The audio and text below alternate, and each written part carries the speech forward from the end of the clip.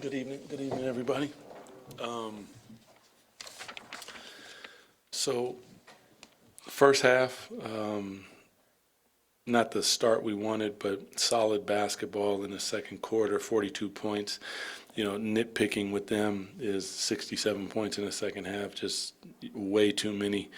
4 assists in the first quarter, not what we want, but we end with 31, and 30 is always my number. 8 turnovers. When you look at those little things, individual performances, Zach and DeMar and Jonas spectacular. Keegan he's a monster, and Keon continues to do Keon things. Guys came in off the bench and added effort and intensity and enthusiasm for us. As we continue to build, this is what I would consider a professional win. You go out and you just lock in on what you need to do. And if it's 1, if it's 2, if it's 20, it doesn't matter how many points, you just leave the arena with a win. So really proud of our guys. Doug, we're seeing Keegan really turn it on here over the last couple of weeks. He had a rough shooting night the other against Denver, but tonight, again, 19 and 9.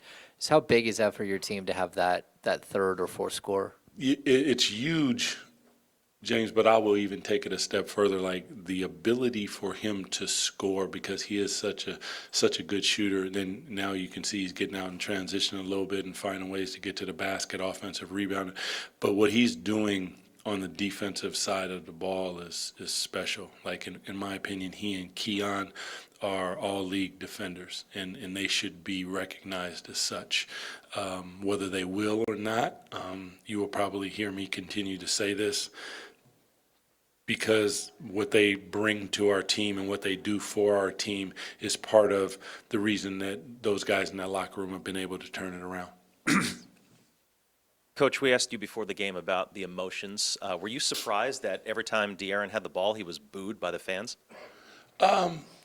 Fans, no, when he came out, they cheered. I think that's probably the vibe and the feeling of the people.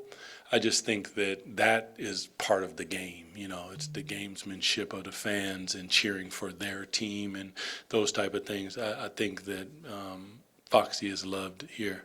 And like I said, pregame, like things like that take a little bit of time. Time heals a lot, and fresh wounds, and yeah, he's loved. Doug, kind of following up on that, how did you feel your players, especially Zach, responded to the emotion of the night? Zach being the guy that, was kind of carrying the weight of replacing De'Aaron.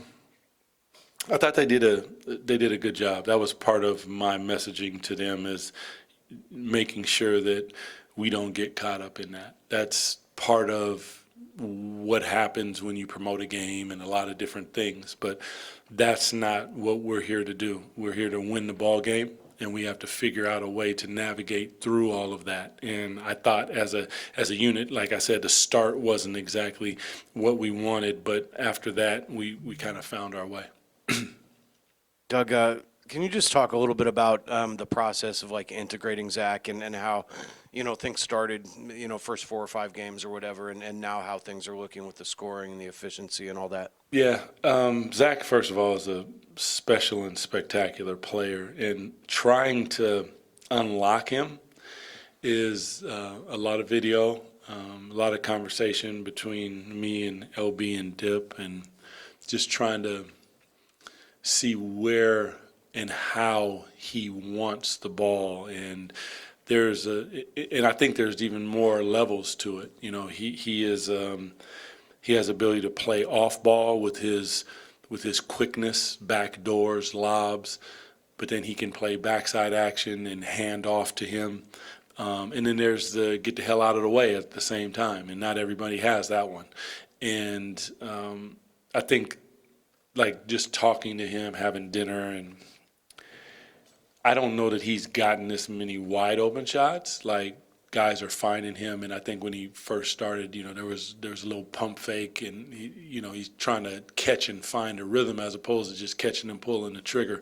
So I think Zach will continue to evolve, and I'm really, really glad he's on our side wearing our jersey.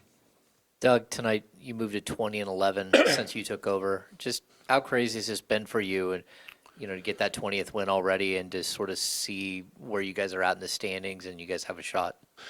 I haven't looked at all that actually. So this is all about our guys, man. It's not really about me. I'm a vessel to try to let them be the best version of themselves and put them in the position to be successful. And then their openness and willingness to allow me to coach them sometimes hard is really everything, because that's what our league is about. Our league is about great players and the ability to communicate with them at a really high level. And all credit really goes to them. It's like I said, it's not about me. I'm here, and I love them. I appreciate them, and I mess with every single one of them. So it's a lot of fun for me to watch them succeed.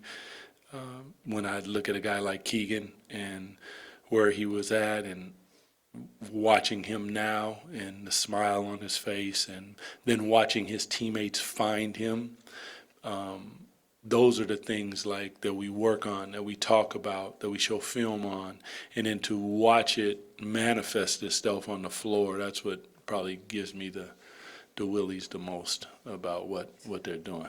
Yeah. Appreciate you guys.